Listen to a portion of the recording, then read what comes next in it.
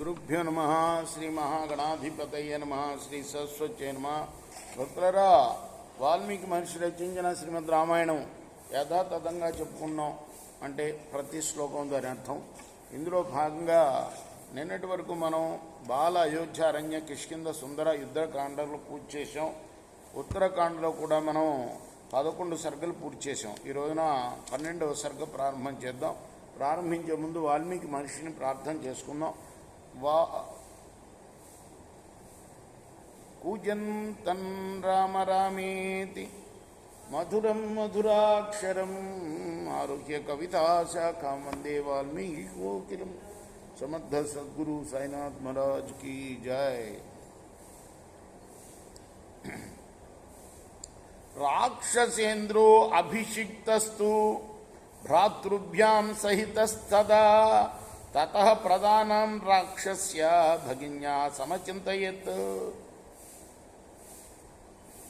ఆ తర్వాత రాజ్యాభిషిక్తుడైన తర్వాత రావణాసురుడు తన సోదరి వివాహం గురించి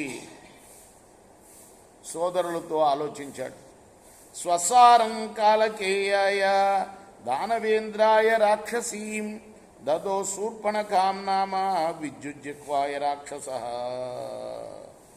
ఆ తర్వాత శూర్పణఖని కాలకుడి పుత్రుడైన విద్యుజ్జిహుడు అనే రాక్షస నాయకుడికి ఇచ్చి వివాహం చేశాడు.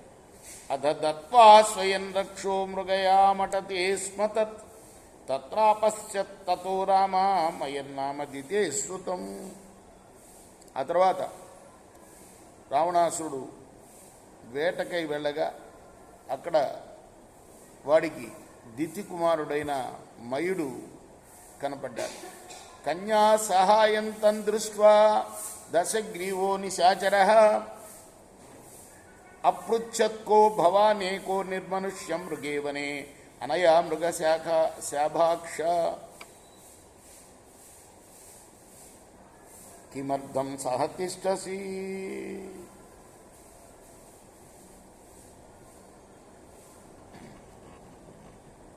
ఆమె పక్క, ఆయన పక్క, మయుడు పక్క ఒక అమ్మాయి కూడా ఉంది, అందమైన అమ్మాయి. అప్పుడు అడిగాడు రావణాసురుడు, నువ్వెవరివి? ఈ వనంలో ఈమెతో ఒంటరిగా ఎందుకు తిరుగుతున్నావు?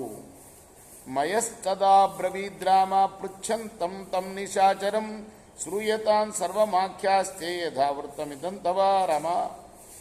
అప్పుడు రావణుడితో మయుడు అన్నాడు, హేమా నామాప్సరాస్తాత శ్రుతపూర్వా యది త్వయా దైవతైర్మమ సాదత్త పౌలోమీవ శతక్రతో. హేమ అనే అప్సరస స్త్రీ ఉన్నది, నీవు బహుశా వినే ఉండవచ్చు. దేవతలు ఆమెని శచీదేవిని దేవేంద్రుడికి ఇచ్చినట్టుగా నాకిచ్చారు.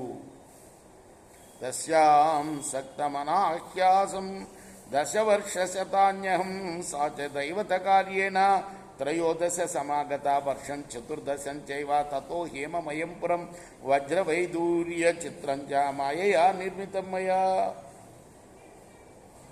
నేను ఆమెతో 10,000 సంవత్సరాలు గడిపాను.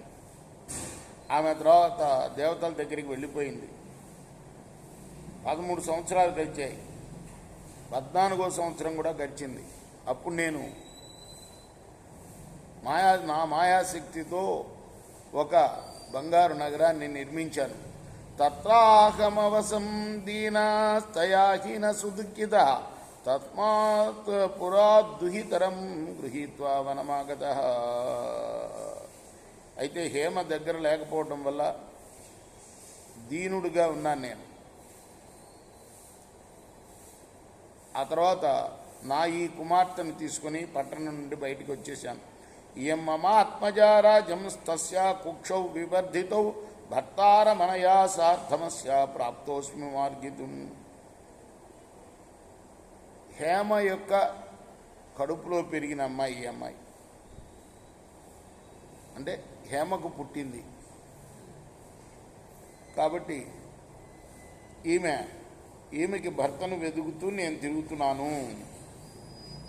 కన్యాపితృత్వం దుఃఖం ఈ సర్వేషాం మానకాంక్షిణాం కన్యాహి ద్వే కులే నిత్యం సంశయే స్థాప్య తిష్టతి. గౌరవంగా ఉండే ప్రతి వారికి కూడా ఒక కన్యకు తండ్రి అయి ఉండడం అనేది దుఃఖానికి కారణం కదా. ఎందుకంటే కన్య అనేది తల్లిదండ్రుల రెండు వంశాలకి కూడా నిత్యం సంశయ స్థితిలోనే ఉంటుంది. పుత్రద్వయం మమాప్యస్యాం భార్యాయాం సంబభూవ మాయావి ప్రథమస్తాత దుందుభిన్ తదనంతర.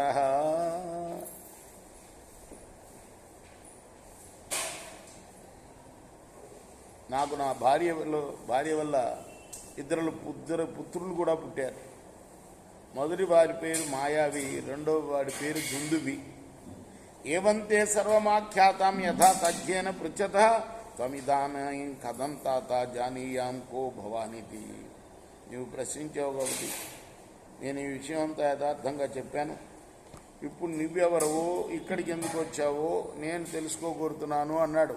ఎవరు? మయుడు. ఎవరితో? రావణాసురుడితో. ఏవముక్తం తు తద్రక్షో వినీతమిదమబ్రవీతహం పౌలస్య తనయో దశగ్రీవస్య నామతః మునిర్విశ్రవసో యస్తు తృతీయో బ్రహ్మణోభవత్. వెంటనే వినయపూర్వకంగా వాడు అన్నాడు, నేను పులస్త్యుడి యొక్క మనవుణ్ణి. నా పేరు దశగ్రీవుడు. నా తండ్రి పేరు విశ్వవస్సు.